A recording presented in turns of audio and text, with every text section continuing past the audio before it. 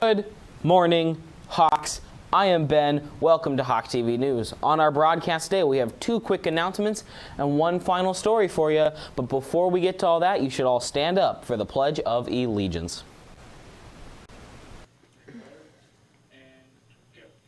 I pledge allegiance to the flag of the United States of America and to the republic for which it stands, one nation, under God, indivisible, with liberty and justice for all. Email notices regarding library fines were sent out on Monday.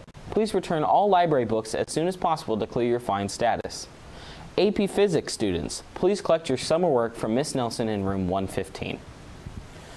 And with that, Hawks, I think it's time to come to an end. While it's tempting to be upset over the news that we have heard, the more we're willing to risk, the more alive we are. Next year, Hawk TV News will not be broadcasting daily, and we will not be delivering the daily news to you. Due to some unseen circumstances, Hawk TV News has been put on the sidelines. But this opens new doors for new things, and in the end, we regret most the opportunities we never took. I hope this explains in this little journey on which we are about to embark in. I have loved every minute with my HBN family and all of you. For the last several months, we have had the opportunity to be in front of you all, giving you the news, delivering the sports reports. And with that, you heard all of us say, "Good morning, Hawks." While you are wonderful, and for that I am eternally grateful. We have one more story for you all, and it's a little history on us. So go ahead and watch it one more. So, for me and everyone here at Hawk TV News, one more time. Thanks for watching, Hawks. Good night, Mountlake Terrace. Good morning, Terrace. I'm Brittany Hill. And I'm Catherine Pondavung. Welcome to HBN News for Monday, September 27th, 2004. HBN was started many years ago by Ray Johnson and was taken over in 2004 by current advisor Angelo Como. I got to interview him about what HBN has looked like through the years and everything else you need to know about the program. My first question to him was, how has the program changed? The way that we do daily announcements has changed, and it's changed with the students who do the announcement. It has always been a student-driven class and club, and each student brings their own unique twist and personality to the daily announcements. There's no prior review, no prior restraint, and so that has changed the character of the class throughout the years.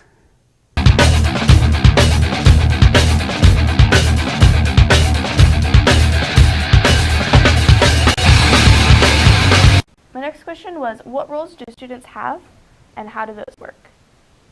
Well, there are student producers, student leaders who lead the show, and those should be the most experienced students who have taken the class once before, and therefore they know everything about the production of the show and news production and story production, and they lead their fellow students in that endeavor. So we have student leaders, student producers, student news directors, student news writers.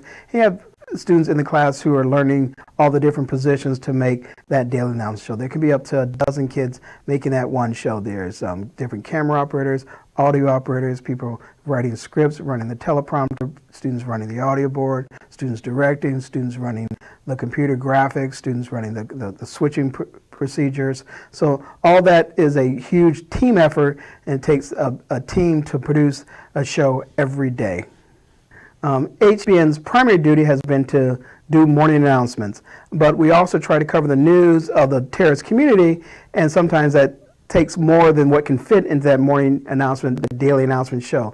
So we've had other vehicles to do that, such as in the past we did Quarter Hour News Hour, which was a 15-minute news magazine program where we covered longer form stories about things that are going on in Terrace, like Iron Hawk and special visitors to the school and special events and homecoming and things like that. Things that don't fit in that 5 or 6 minutes of morning announcements. We've done that longer form news package. But I don't like to make a lot of editorial decisions because those are student choices. If we do have a tough editorial decision, we have a class meeting, and then we decide as a group how we should approach that. So I make my suggestions and my advice, but the student leadership, who I mentioned earlier, the student leaders make the decision. So I advise, students decide. I don't prior review. Sometimes the show is made and I haven't seen it yet until it airs in front of the school, because that's their show, and that gives the students ownership of the show and gives them pride in their own productions. How has Sound Live Sports Network evolved over the years?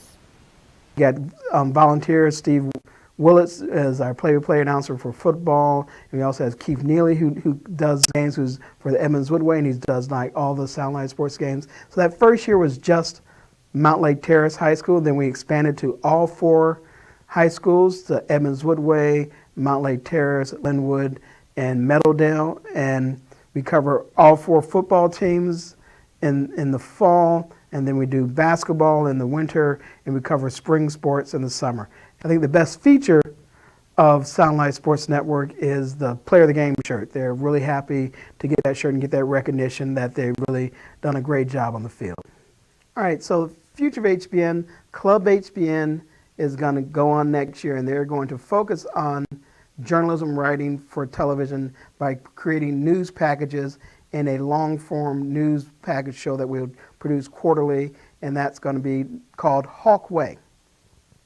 The class that produces the daily announcements, that is a class that is dependent upon students to sign up for to take the class. I have found out for next year there are not sufficient number of students signed up for the class broadcast production to be run as a class, so there will be no daily announcements next year.